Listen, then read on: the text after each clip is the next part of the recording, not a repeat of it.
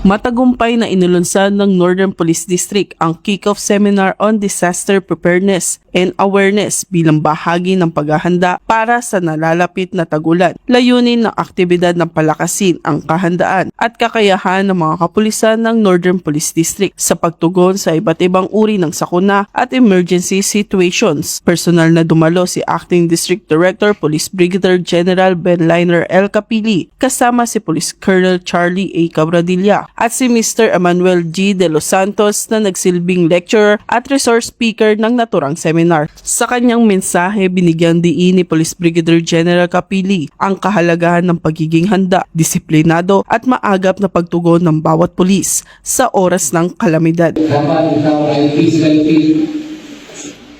Dapat ikaw ay skills. Kasi ikaw yung haharap sa community, haharap ka sa mga tao. Kung wala kang sapat na kaalaman, kakayahan, at sapat na physical na lakas, paano ka makakapagtrabaho ng maayos? Mahalaga ang patuloy na pagsasanay at pagpapalakas ng kaalaman upang masiguro ang ligtas at epektibong serbisyo sa publiko sa panahon ng emerhensiya. Tinalakay sa aktibidad ang mahalagang paksa ukol sa disaster preparedness, emergency response procedures, rescue operation, at iba't ibang safety protocols na naglalayong higit pa na mapalawak ang kamalayan at kahandahan ng mga kapulisan.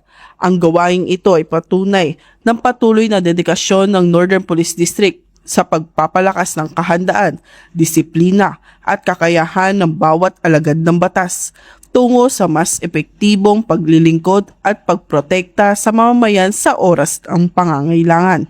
Dahil ito ang bagong PNP, para sa bagong Pilipinas, serbisyong mabilis, tapat at nararamdaman. Mula rito sa Barangay Longos, Malabon City, ako po ang inyong PNN Correspondent, Patrolwoman Glycelan Esperanza, alagad ng batas, tagataguyod ng Balitang Pulis.